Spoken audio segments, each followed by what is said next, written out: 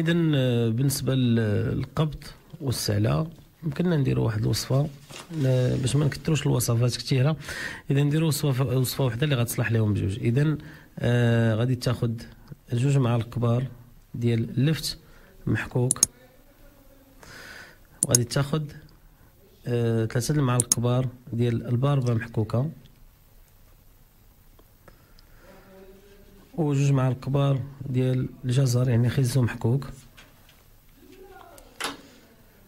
غادي تحكوهم مزيان تيتحكوا، وغادي تاخذهم وتصفيهم في واحد الزيف اللي يكون نقي اللي كيدوز، او في الفاصمه الطيبه ديال الصيدليه حتى يتصفاو مزيان. وهذاك الماء اللي كنحصلوا عليه كنزيدوا فيه معلقه صغيره ديال العسل الحر. هذه العمليه غادي تاخذها في الصباح قبل الفطور. اذا قبل الفطور تاخذ هذا الخليط هذا، وغادي تداوم عليه مده ديال شهر.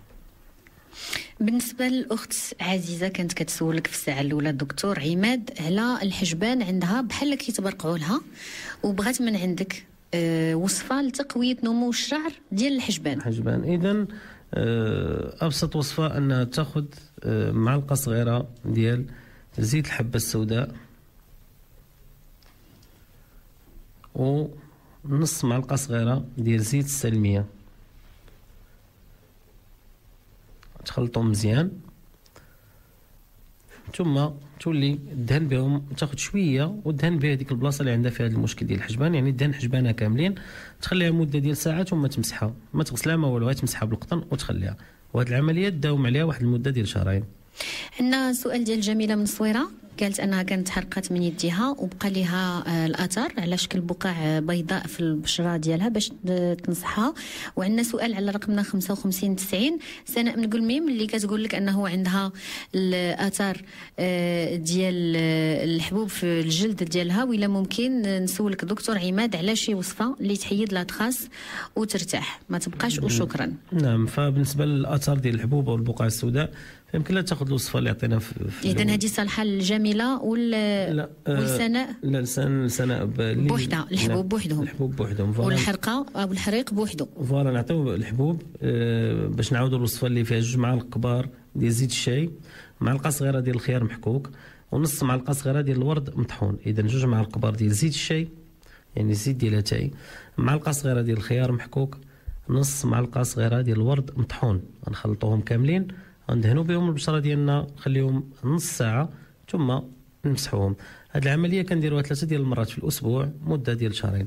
اما بالنسبه للمشكل ديال الحراق وان الجلده ولات بيضاء، اذا خصنا ماده اللي غتعاود تجدد لنا الخلايا ديال البشره ديالنا وتعاود تكاثر بواحد الصفه طبيعيه باش يمكن لها تحيد هذا المشكل. اذا اول مكون اللي كيساعدنا في هذه العمليه هو العسل الحر.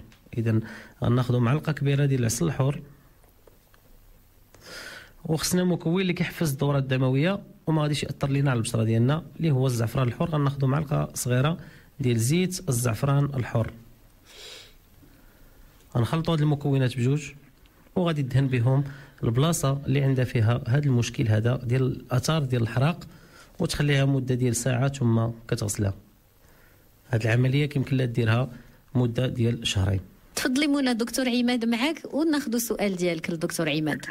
السؤال ديالي انا عندي جوج. السؤال الاول، عند البشره الدهنيه بزاف لواحد الدرجه، يعني بزاف وفيها الحبوب وحساسه، يعني اي حاجه بسيطه كنديرها لها واخا غير نقطه يعني كيحرقوني كنبقى غير نحو، يعني معقدان يا خويا عماد.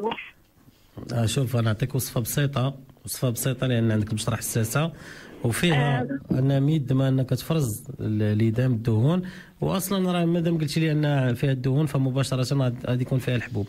علاش؟ لان دوك الدهون كيسدوا دوك التقابي ديال البشره، زائد التلوث اللي كيكون على برا، زائد التعرق، كيتجمعوا كيسدوا التقابي ديال البشره، ودوك التقابي هما اللي كيخرجوا هذوك الحبيبات.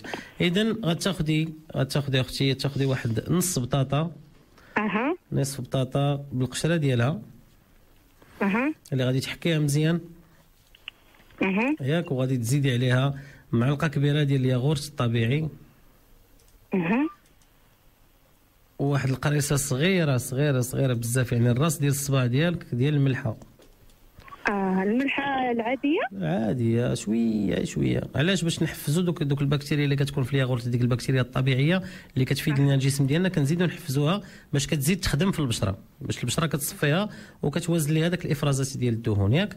اذا نص بطاطا كامله صاينه يعني بالقشره ديالها، غتحكيها مزيان، غتضيفي لها معلقه كبيره ديال الياغورت الطبيعي وقريصه صغيره صغيره صغيره ديال الملحه، غتخلطيها مزيان وغدهني بها البشره ديالك كلها وتخليها مده ديال 25 دقيقه، لان عندك البشره حساسه ياك. حساسه خويا ايمان بزاف. عرفتي اي حاجه بسيطه كندير هذا هي والعيون، يعني اي حاجه بسيطه غير مكياج ولا شي حاجه كنبقى غير كنحك وكتحمر ليا بزاف. فهمتك؟ اذا غتخليها 25 دقيقه ياك.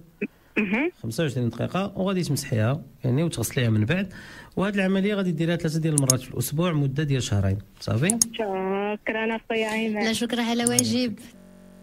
لا تنسوا الاعجاب بالفيديو والاشتراك في القناه تشجيعا لنا لنستمر بنشر المزيد ان شاء الله.